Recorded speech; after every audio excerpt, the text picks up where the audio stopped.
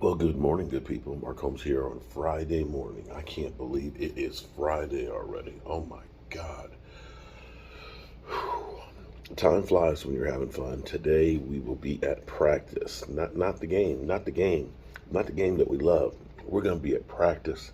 And today's practice is going to be a light one. So if you liked what they did on Wednesday, which was a 10 o'clock practice, and it was a walkthrough, then you'll love what they're going to do today because that's basically what they'll be doing. So 10 o'clock today is practice, light day.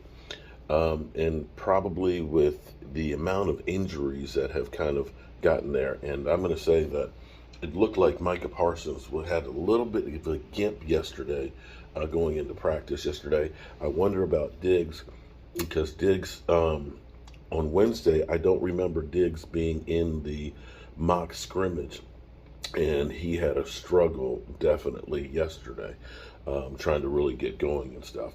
And we've got, like I said, we've got a bunch of injuries here. Of course, we all know that James Washington is gone for 6 to 10 weeks, and we have Jake Ferguson, a guy who I think will definitely be needed. Hamstring issue, and we've seen him the last couple of days working out on the bands and stuff on the sidelines. So we are definitely a little bit banged up, and that's kind of be expected. I mean, we're not the only team that's got injuries across the NFL. You've heard many players that have lost, are lost for the season. Achilles tendons and ACLs and so on. So we're not the only one that's dealing with these kinds of issues. Everybody does at this time of year. It's just the nature of the beast. It's how do you weather the storm? The question has been with us with a lack of star power other than CeeDee Lamb, should the Cowboys go out and get another receiver? The reality is most of the receivers out there are guys that are older, coming off of injuries. There's the Will Fillers. There's, of course, Cole Beasley, who definitely burned some bridges. T.Y. Hilton, who's coming off of another injury and things. So, do you bring in one of those guys? Well, CeeDee Lamb thinks not. He's like, he likes the young guys that we have on this roster and believes that they're going to be able to shine. Dak Prescott, we'll get to what he says here in a minute, seems to agree. We had heard that the Cowboys are looking, and you're constantly looking for everything because you never know what may actually come around that you'll be able to use players-wise, but that they are looking for possibly wide receiver help. So we'll see if they actually do that. Now, we've got Anthony Barr, who is signed. He will be wearing the number 51. He is on the PUP list, so I think it's mainly because he hasn't worked out yet, and he's getting into shape with the team and stuff, and they're going to kind of ramp him up slowly to make sure that there's no injuries for him too quickly. Trying to think, I had another thought here. It's 6 a.m. I'm trying to get up early because I've got to pack all my stuff up, close up everything before I go to practice. And the practice is early, so forgive me. Forgive me for not being quite as prepared as I should be. But we'll be heading over to practice here in about another hour and a half to get the final look before we leave. And I got to say that this has been, I'll tell you what, I'll save that for the end. Let's listen to this discussion about the Cowboys. Can Dak Prescott win the division and make some noise in the playoffs? Let's listen in. Yeah, I think they'll make it to the wild card round, and that's about it. I mean, listen, this team has sustained, a lot of injuries already early. Combine that with Amari Cooper not there, Cedric Wilson, other players that are declining along the offensive line in the backfield. I think it's going to be a lot tougher with Dak Prescott this year. Well, obviously the big talk is receivers there at Cowboys camp. Meanwhile, Dak Prescott said this to those who say the Cowboys have taken a step back because of the recent rash of injuries at the receiver position. You're never going to catch me looking at anything in my life as a step back. You've got an opportunity to move forward. You've got an opportunity to grow. And if you don't do that, then you're in trouble, and you've already lost to begin with. So that's Dak Prescott. Mike T, let me ask you this. Everyone is talking about Dak Prescott. He's totally healthy. Do you believe that Dak Prescott can emulate, let's say, a young Tom Brady? When these guys were winning championships and Super Bowls, people couldn't even remember who the receiving core is. Can Dak Prescott be like a young Tom Brady and win despite the let's say, the lack of depth there at receiver with the Cowboys? Yeah, Brian, look, I don't know if it's to the level of Tom Brady, but there is greatness in Dak Prescott because he does make players around him better.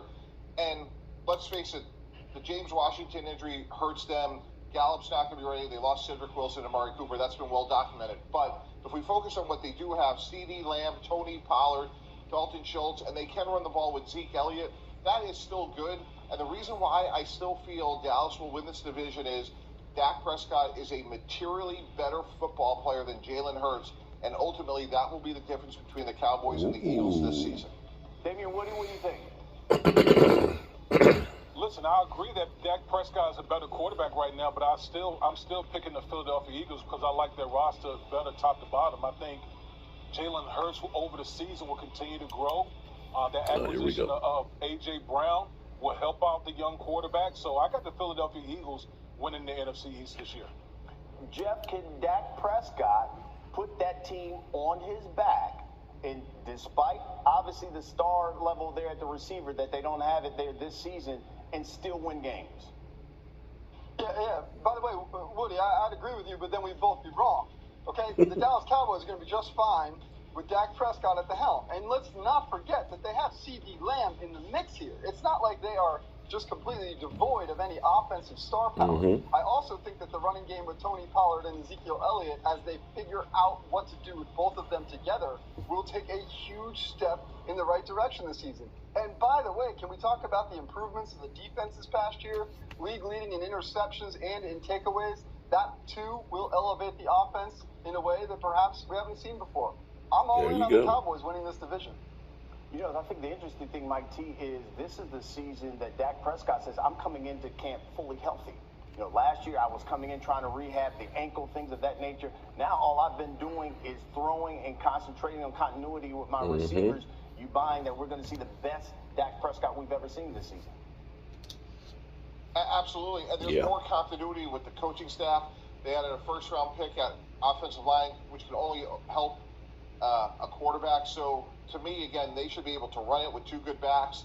Their passing game is going to be a work in progress, but it is, Brian, I agree. It's all around Dak and featuring him and what he can do, and I think he's an underrated player. I think by the end of the season, we're going to be talking about him as a top 5, top 6 quarterback.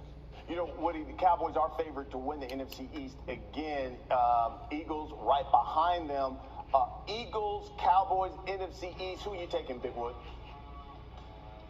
Yeah, listen, like I said again, I'm going with the Philadelphia Eagles. I love the Eagles roster top to bottom. I love the acquisitions that they've made via free agency and through the draft. And I'm a big believer in Jalen Hurts, the person, the player, the football character that he has. I think he's going to continue to develop. And when you continue to add pieces that's going to help him develop, I think he's going to materialize. That's going to come to fruition. So I have the Philadelphia Eagles winning the division this year. Jeff, I know you talked about, hey, look, it's not like the Cowboys don't have any star power on that offense, but which one do you like better? You like the Eagles, you like the Cowboys offense? Yeah, I'm going Cowboys. I really am. There you go. I think the nice part about this is that, and I'm not trying to hedge here, I think the Eagles are taking really nice steps forward. And if Jalen Hurts can ascend to a level that some people expect him to, then this offense is there. But again, it's a big if. It's just like Tua Tagovailoa I was talking about in Miami. Like, these are major ifs. And if that happens, yeah, the Eagles have a real shot here. I just hope that the NFC East in general doesn't disappoint, and we are talking about the Cowboys and the Eagles as formidable playoff teams, not just winners of their division come Week 18 of this season. Amen on that one. Now, I'm going to tell you. Now, here's the thing. This is part of the reason why I think that the Cowboys may be right about not necessarily running and jumping on a receiver just to say we're running and jumping on a receiver. When you look at most teams that are Super Bowl teams in, say, the last 10, 12 years or so, one thing that they've had in common is actually great tight end play. And from what I've seen so far with Dak and Dalton Schultz, it's not dink and dunk. It's not like when Jason Witten was in the twilight of his career and when teams were saying, let's go ahead and leave Witten uncovered because he's not getting down the field. Right now, Dalton Schultz is looking really, really good in camp. I wish I had more time where I could just start taking some of the clips and stuff, and I probably will be doing some of that on the airplane tonight and things, and doing some editing and stuff of what I've seen from practice. But that right there is really, really going through and becoming a thing. I honestly look at it and say it's possible that Dalton Schultz gets 100 catches this year, partially because we don't have as many wide receivers because Tony Pollard is also going to be a weapon and things that I believe that they're really going to rely on that 12 personnel and seeing them being able to use the bootlegs, being able to see them use the mismatches with Tony Pollard coming out of the backfield and things, using hopefully with Jake Ferguson if he is, we don't want him to pull that hamstring. If he is healthy as well, they're going to end up relying on the tight ends more than anything else. And they're also going to, and I think we're going to see a big year from Zeke Elliott. Zeke looks good. He does not look like an old man that's crippled and can't move. You're seeing him being able to cut. Saw him on a deep pass yesterday. Everything was looking great with the team as far as that goes. And there's good days and bad days. Tuesday was terrible. The defense ruled the day. Yesterday, it was all about the deep pass.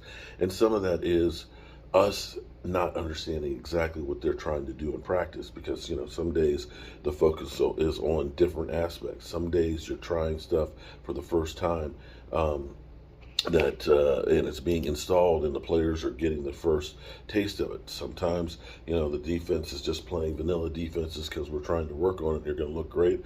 Other times we got them really trying to sell out and doing stuff. So we don't know as laymen out there exactly what the plan is, and there will always be good days and bad days. And so it's a matter of learning what the plan is and getting everybody up to speed to be able to play as cohesive units.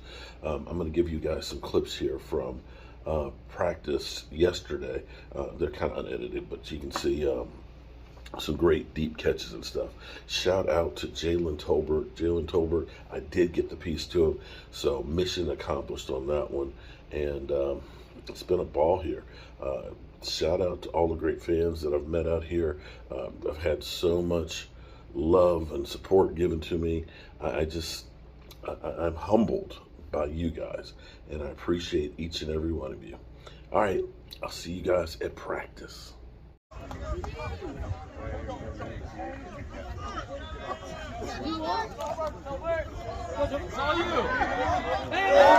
Oh!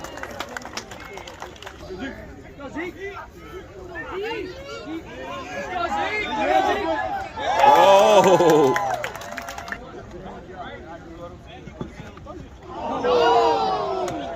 Oh! Let's go, Trey!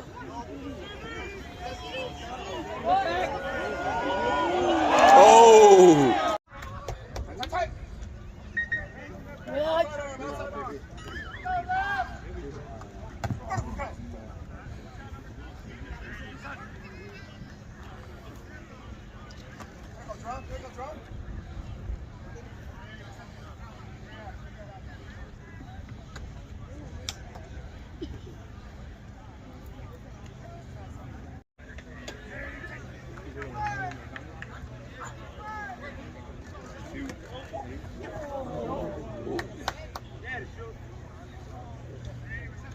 You good?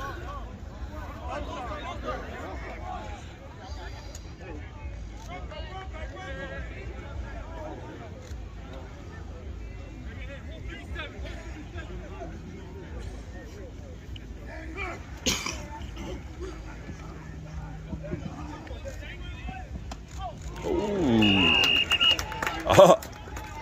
Nice. Nice grab. Nice grab, number 18. 18. 18.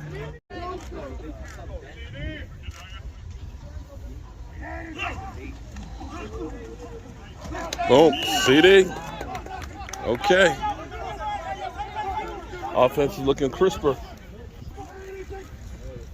But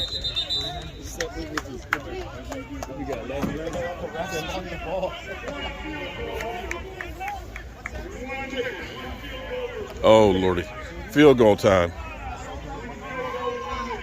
Go, Gary!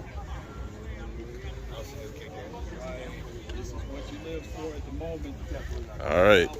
Down by 2 points. All right, here we go. Down by 2, trying the field goal. 41-yarder. No pressure. And it's good. Cowboys are now up. Woo, okay.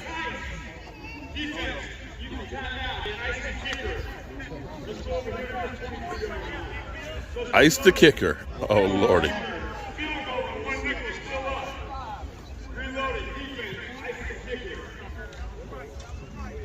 Mojo moment. Icing the kicker. Joe Boo's mojo.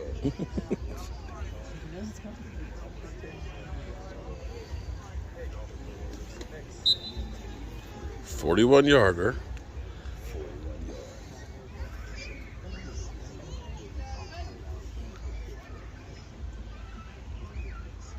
Good snap, good hold.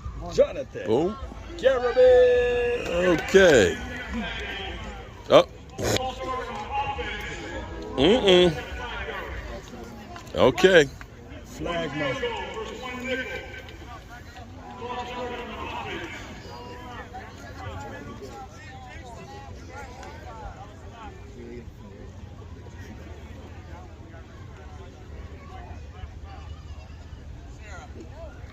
But he made both of them, right? Yeah. Now the pressure is on. It'd be 3 and up.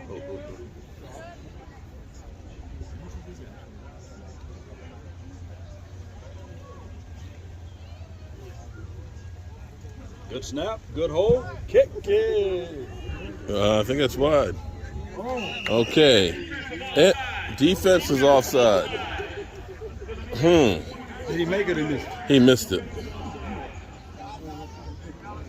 To the left.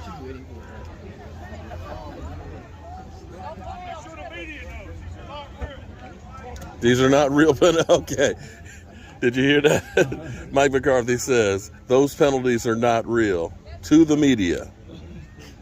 Okay. He got a little choke. Mike McCarthy got jokes. Laces in out. It's not without. And good. Good. Okay.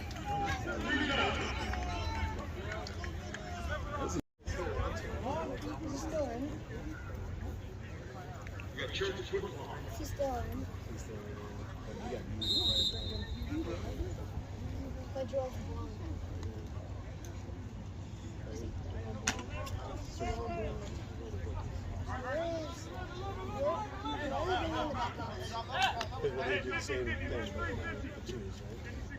Get in there, G. Go.